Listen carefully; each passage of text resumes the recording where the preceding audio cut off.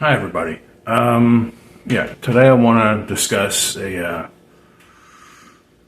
DIY improvement to a pretty well-known shortwave antenna.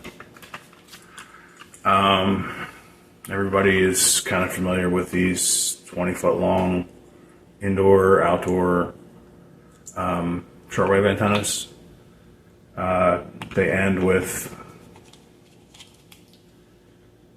an 1/8 inch 3.5 millimeter jack,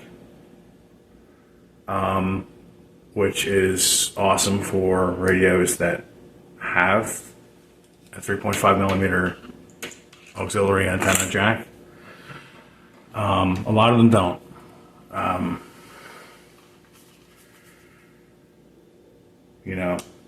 This one here is a digital tuning, digital display, shortwave, but it has a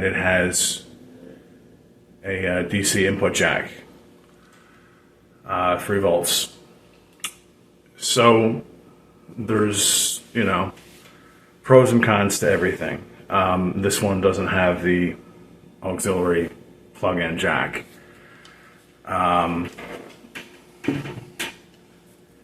It's really only if you look, really. A Texan. The Texan has no ability to do anything like that except for the headphone jack.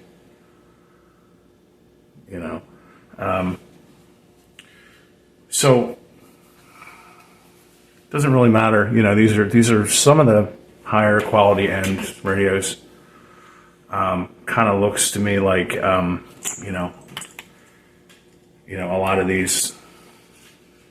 lot of these types of indoor and outdoor antennas are going to be ending in the 3.5 millimeter jack. Perfect for radios that have that. If you look and you see that your radio has that, you're in good shape, because inside here is a very, very thin wire, or 2 wires actually, just very, very, very, very thin. So my DIY suggestion is how to turn this and change this right angle 3.5 millimeter into a alligator clip without soldering. It's a great idea. It works. I have examples of ones here that work very nicely.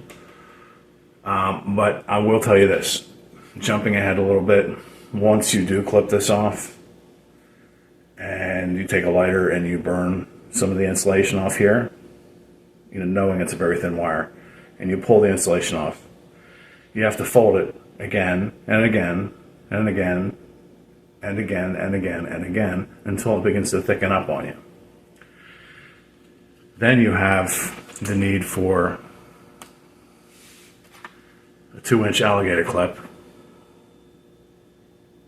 You just pull these colored ends off, and you basically, so you pull the plastic retainer end off, okay, and you see straight up through here, it's hollow, and you're going to want to take the thin end of the 20-foot antenna that you just sacrificed, curve it slightly with your finger, curve it up through here, straight up through the holes that you see here, and pull it through.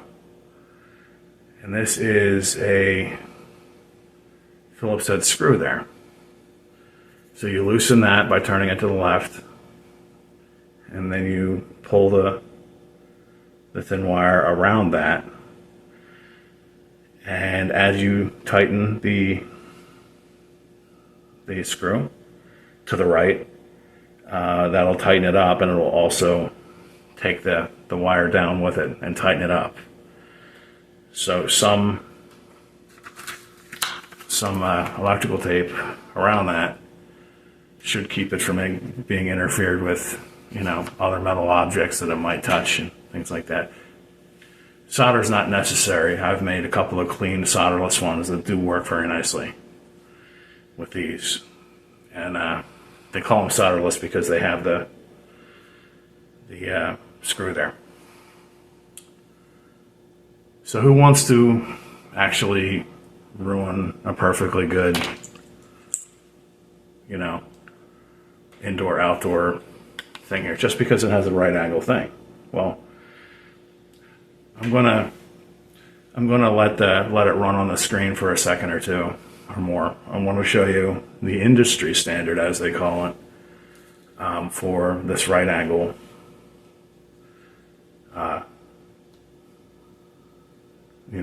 auxiliary antenna input, even though your radio may not have an input for it.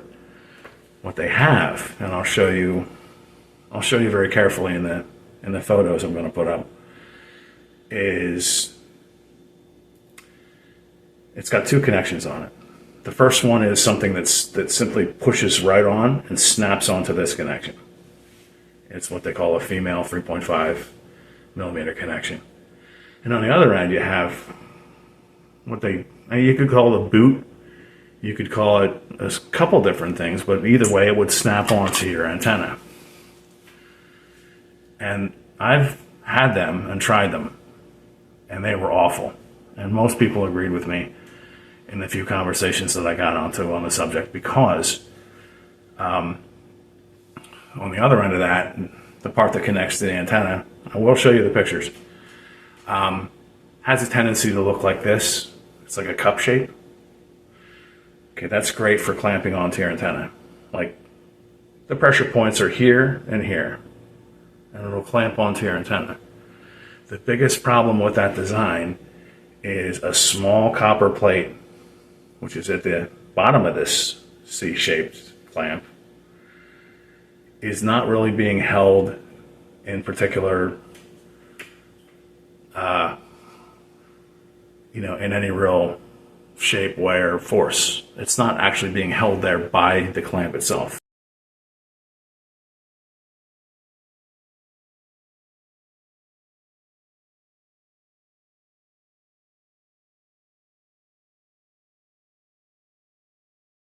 So folks like me, they come up with the idea to make something better.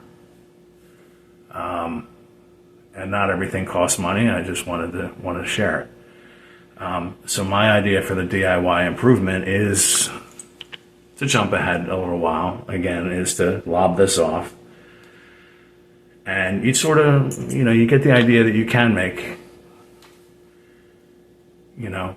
that antenna into a pretty good, this part right in here clamps very nicely onto the antenna, and it stays that way. It's much better than the boot. So that's my advice, which is anybody that really knows this, they realize the boot doesn't work all that well. So what can you do?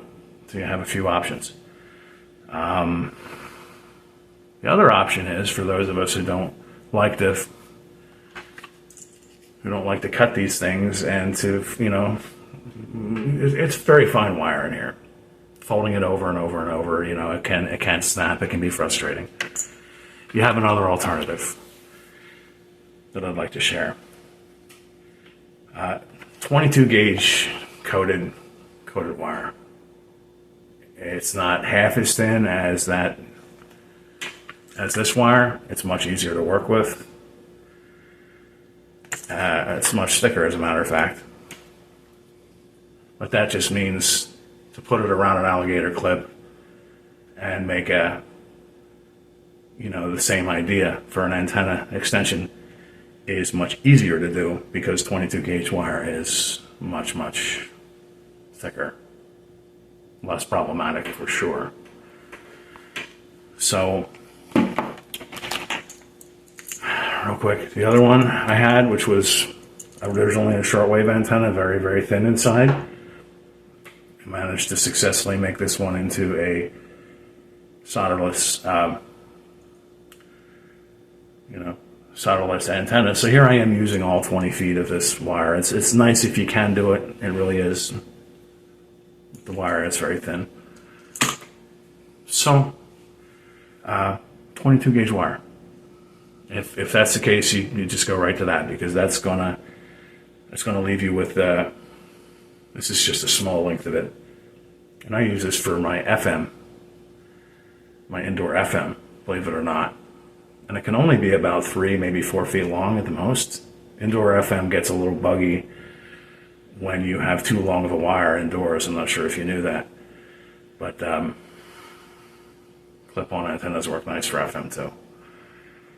So the idea is already handed to you when you buy one of these. You're thinking, okay, well, you know, I'll just lob the end off and I'll make my own shortwave antenna. Okay. The wires can be hard to work with. So friendliest advice in the world is just to, you know, get some 22 gauge and the 2-inch alligator clips, and you'll be fine. You love just the results. I mean, how much better it is than the press onto your antenna. Turns out it holds onto your antenna, but it doesn't press onto it, if you know what I mean. And the results are terrible. So either way, you have hope of doing it either way. I'd recommend either, because I've done both. You know, I've turned these things into, you know, as fine as the wires are. I've done that. Plus, I've made these too. Spool is, well, let me see here. It's 90-foot roll. So with 90 feet, you can basically make your own hassle-free antenna connection, you know, as long as you don't mind using one of these. And somebody thought a lot about making this before they did, but the inside of that boot has that little copper plating. That's supposed to contact your antenna, and the rest of it's supposed to hold it on there, but it doesn't really hold it on there. And the little copper plating, the tiny one, doesn't really contact your antenna either. I'm laughing because it took me a second or two to pick up on that when I first used it. I had a nice Grundig radio. I was trying to pull something in, and I finally realized on my own I can do better than this with, you know, a little DIY. So that's about everything I have, folks. Just wanted to share and explain, and hopefully the pictures I threw up actually help you make sense of what this boot really is. It's a, you know, a lot of these 20 foot or so Texan, whatever brand you get, is gonna always have one of these on there. If you don't feel like lobbing it off and playing with fine wire to try to put a 2-inch alligator clip on there, that's okay, because what they offer is something that clips onto there, doesn't do any damage, but it ends in a boot that I keep telling you doesn't work. So hopefully I can save you some time. Hopefully I have a few fellow shortwave enthusiasts out there that know what that's like, because I'm not criticizing a maker or model of something. I'm just plain old criticizing, I guess. So that's everything I have for today. So thanks for listening, and I hope you were able to benefit a little bit from all this. So I'll see you in my next video. Okay, thanks. Bye-bye.